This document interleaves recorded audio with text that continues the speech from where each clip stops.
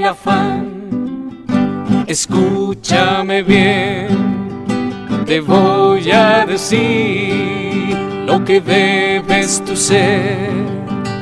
Yo soy Jesús y estoy en la cruz, ven, búscame siempre.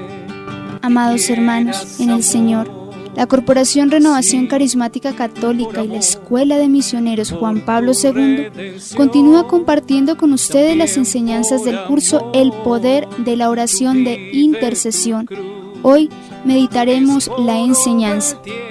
Otros grupos por quienes debemos orar y anunciar prioritariamente el mensaje de salvación: los que no conocen a Dios y los no creyentes. Dios los colme de bendiciones. Te voy a decir lo que debes saber.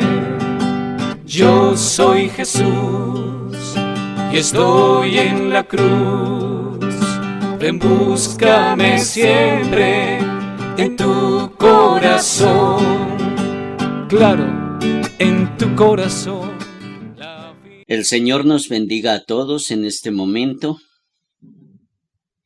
Y una vez más, con alegría, continuamos más bien, por así decirlo, compartiendo esta enseñanza.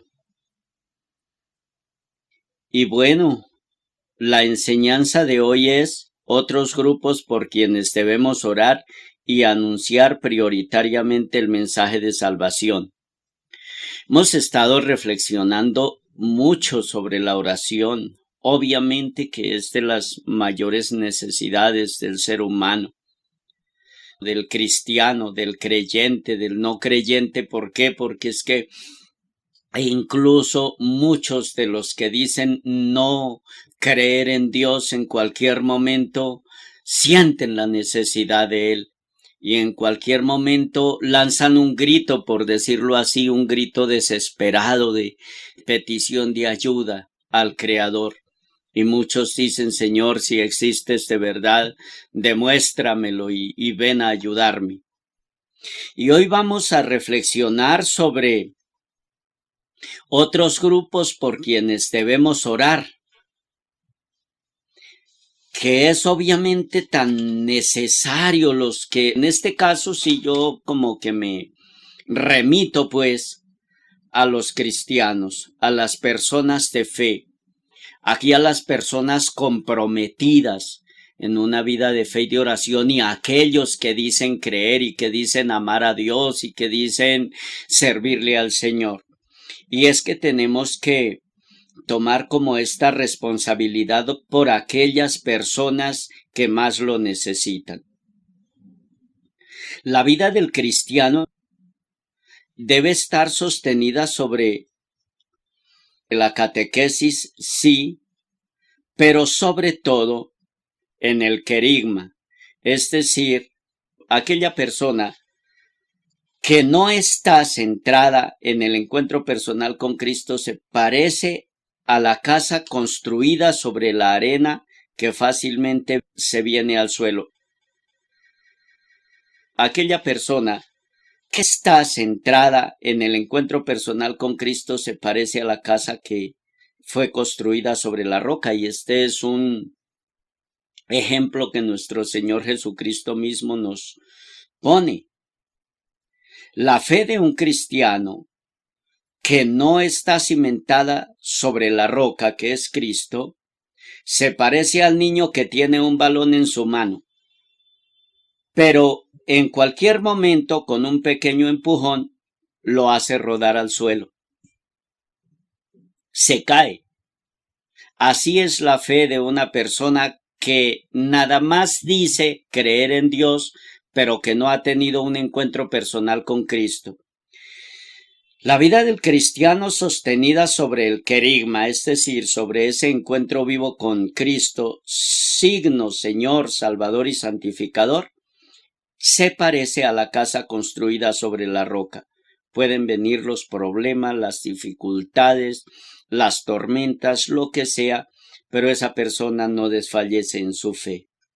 Entonces, hermanos, para entrar en concreto en el tema, hay 9 grupos que exigen la oración y una nueva evangelización, nueva en su ardor, como nos decía el Papa Juan Pablo II, nueva en sus métodos y nueva en su expresión. Uno de los mayores problemas actuales en la Iglesia y en la humanidad es la ignorancia de Dios Padre, de Jesucristo nuestro Señor y Salvador y del Espíritu Santo, el desconocimiento del mensaje de salvación y el no saber los deberes que como hijos de Dios y como cristianos deben cumplir en el mundo. Primer grupo por quienes debemos orar: los que no conocen a Dios. Hemos de decir aquí que conocer significa poseer. Hay muchísimos cristianos que dicen creer en Dios, pero no lo conocen. Y nuestra oración va dirigida por ellos, por aquellos que incluso tienen algunas prácticas de piedad, tienen cierta religiosidad popular, pero no conocen al Señor. Y por eso San Pablo, hablándole a los Gálatas en el capítulo 4, verso 8 al 9, decía: antes, cuando no conocían a Dios, veneraban a los que realmente no son dioses. Y es verdad, cuando una persona no conoce a Dios, venera a los que realmente no son dioses. Y la verdadera sabiduría de los hijos de Dios, de los cristianos y de todos los hombres consiste en conocer, amar y servir a Dios. El Código de Derecho Canónico en su prefacio invita para que todos los sacerdotes y fieles laicos conozcan a Dios y conozcan las Sagradas Escrituras, porque debe evitarse la ignorancia de las Sagradas Escrituras, que es la madre de todos los errores.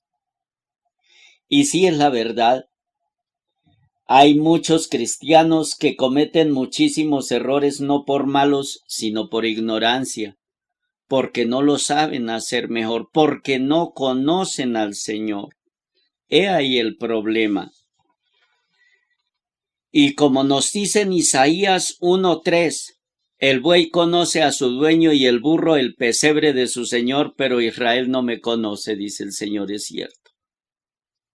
No conocemos al Señor. Desafortunadamente, a veces vemos a tantos cristianos con una buena intención, pero con una gran ignorancia. Entran a un templo y saludan a cuanta imagen hay en el templo y pasan por frente al Señor sacramentado y no saben que Él está ahí, vivo, real y verdadero. Vea qué problema. No saben que está, hay ignorancia. No saben dónde está el Señor. Dios no está en una imagen. Nos puede esa imagen representar al Señor o a la Virgen María, pero Él no está ahí. Y no saludamos al Señor que está en el Santísimo Sacramento porque lo desconocemos. No sabemos, esa es la ignorancia. El buey conoce a su dueño y el burro el pesebre de su señor, pero Israel no me conoce. Es como una queja del Señor. Y por eso en Jeremías 9:22 nos dice: así dice Yahvé, no se alabe el sabio por su sabiduría, ni el valiente por su valentía, ni se alabe el rico por su riqueza. Mas en esto se alabe quien se alabare, en tener seso y conocerme. Es decir, en tener inteligencia y conocerme. En saber que yo soy el Señor, su Dios, y que actúo en la tierra con amor, dice el Señor. Y por eso también en Sabiduría 13:1 nos dice que son vanos por naturaleza todos los hombres en quienes hay ignorancia de Dios. Son vanos por naturaleza. Ignoramos a Dios. ¿Qué hacer entonces para solucionar este problema? Orar. Orar por aquellas personas que no conocen a Dios. Y vuelvo a repetir que incluso tienen un cierto, por gracia de Dios, un cierto sentimiento de piedad y se practica alguna religiosidad, pero que no se conoce al Señor. Y no solamente hay que orar por ellos. Nuestro deber es también el anuncio del Evangelio. Tiempos imperiosamente necesarios para anunciar el Evangelio. En la medida en que pasa el tiempo, yo veo cómo en el mundo se va acrecentando más y más el sufrimiento, ¿no es cierto? Y hay personas, Dios mío, que sufren mucho, muchísimo. Y a veces, constantemente, a cada rato, lo están llamando a uno. Ore por mí, pídale a Dios por mí, mire que tengo este problema. Y cuando la gente va abandonando la oración, inmediatamente se ve cómo casi automáticamente problemas de toda clase vienen sobre esa persona y sobre esa familia. Y uno ve clarísimamente que mientras se desciende en la oración, se abandona la oración, la fuerza del mal va tomando posesión de las personas y de las familias. Entonces, vuelvo a repetir, no solo la oración, la evangelización, en la medida en que las personas conocen a Dios, se van viendo libres, van volviendo al Señor y van mejorando todas esas situaciones. Entonces, segundo grupo por los cuales debemos orar: los no creyentes. Primero, los que no conocen al Señor. Segundo, los no creyentes. Jesús habló de la incredulidad del pueblo. Mientras tenéis la luz, decía el Señor Jesús, creed en la luz para que seáis hijos de la luz. Dicho esto, se marchó Jesús y se ocultó a ellos. Aunque había realizado tan grandes señales delante de ellos, no creían en él, para que se cumpliera el oráculo pronunciado por el profeta Isaías. Señor, ¿quién dio crédito a nuestras palabras? Y el brazo del Señor, ¿a quién se le reveló? No podían creer porque también había dicho Isaías: ha cegado sus ojos, ha endurecido su corazón para que no vean con los ojos, ni comprendan con su corazón, ni se conviertan a mí y yo los sane. Es tan importante estas palabras del Señor. Y vuelvo a repetir, Dios mío, las personas sufren mucho, mucho, porque no creen en Él.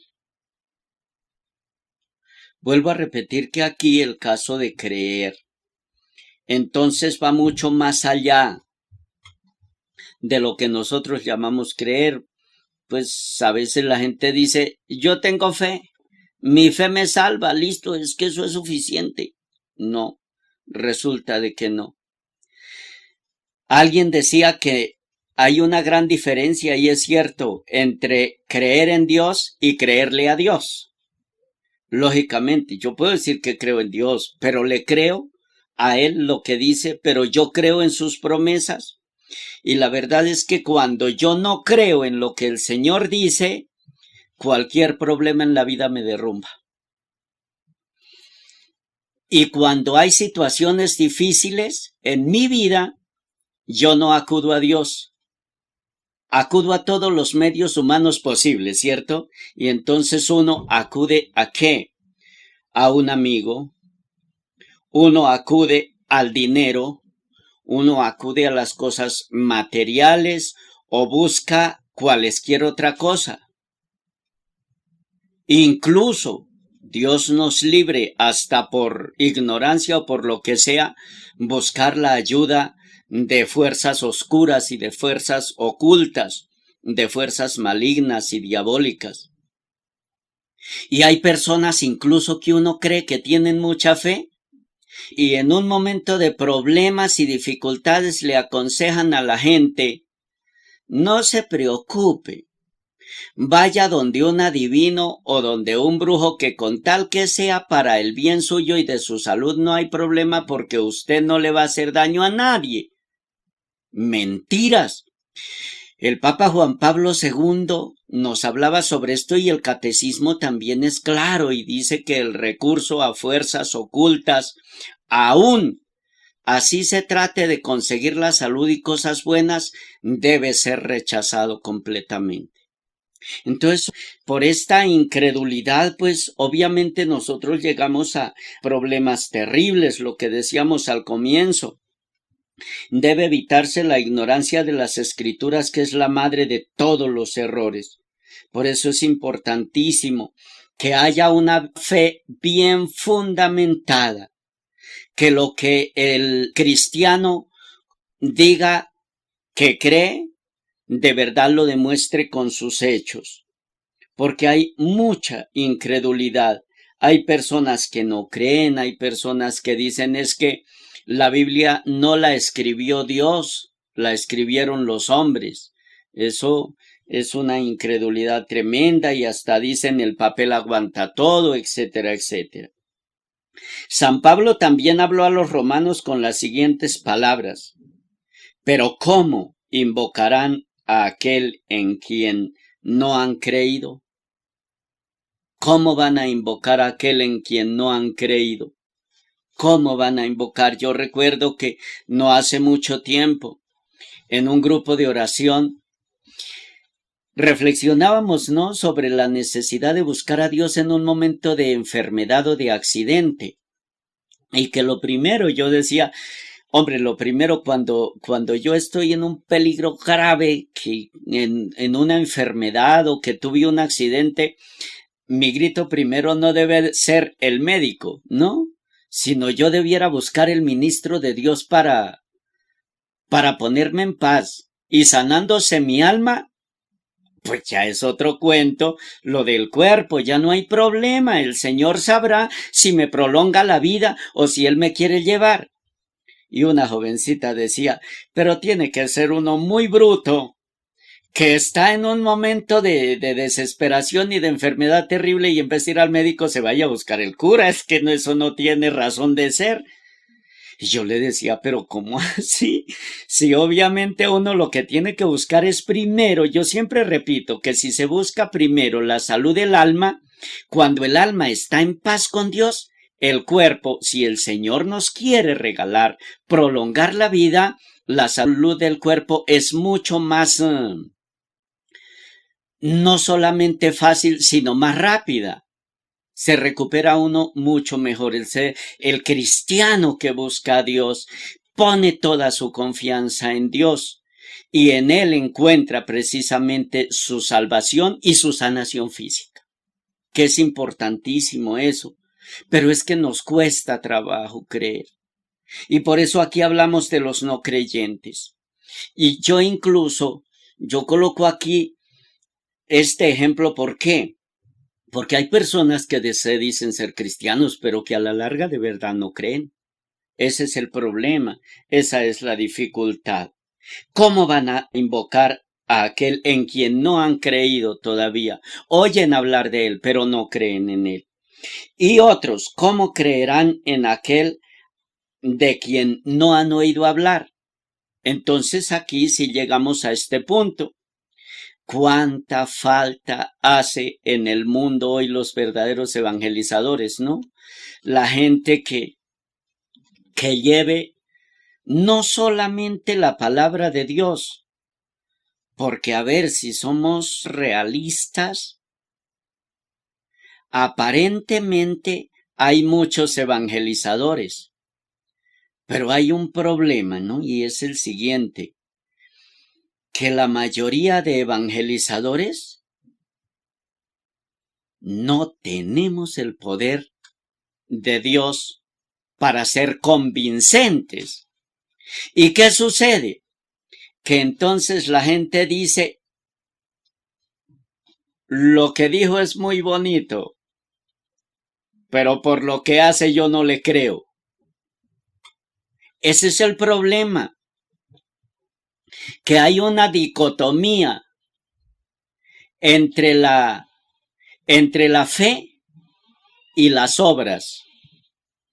Que una cosa es lo que yo digo y otra cosa muy distinta es lo que yo hago.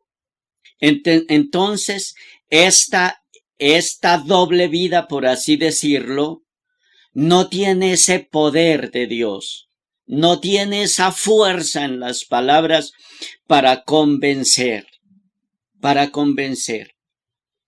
llevar a los demás a un cambio de actitud, a una relación profunda y sincera con nuestro buen Dios, a saber que Él sí puede. ¿Por qué?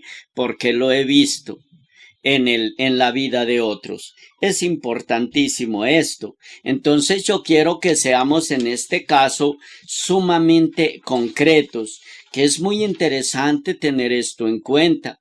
Y sigue diciendo San Pablo, ¿y cómo oirán sin que se les predique? ¿Cómo oirán sin que se les predique? El anuncio de la palabra de Dios es para muchos esa única tabla de salvación. No existe otra. Yo ruego al Señor que cada palabra, le imploro, le suplico que cada palabra de evangelización a alguien tenga esa fuerza de convicción profunda, tenga pues como ese poder de penetrar hasta el fondo, como dice la palabra de Dios en la carta a los Hebreos. Creo que es en el capítulo 4, verso 12, si no me equivoco, que el Señor nos dice a través de la carta a los Hebreos que su palabra es como una espada de doble filo que penetra hasta el fondo del alma y del espíritu, hasta los huesos y los tuétanos. Y dice, en la traducción Dios habla hoy, dice, somete a juicio los pensamientos y las intenciones del corazón. ¿Por qué? Tiene mucho poder esa palabra de Dios. Tiene esa fuerza, ese poder. A veces, incluso aunque el evangelizador aparentemente como que no tenga pues los atributos, como que no tenga toda la preparación intelectual, no tenga lo que como que humanamente la gente pide para creer, porque es muy distinto a lo que el Señor actúa. A veces uno cree que se necesitan personas doctas, con títulos y con una preparación intelectual muy refinada para esto. Y muchas veces el Señor actúa donde uno menos se lo imagina. Y sigue diciendo San Pablo, ¿y cómo predicarán si no han sido enviados? Miren, hermanos, cada uno de nosotros, allá en el lugar donde vivimos, estamos siendo enviados por Dios a ser multiplicadores de la palabra de Dios, de la semilla divina. Y yo vuelvo a repetir lo que decía antes.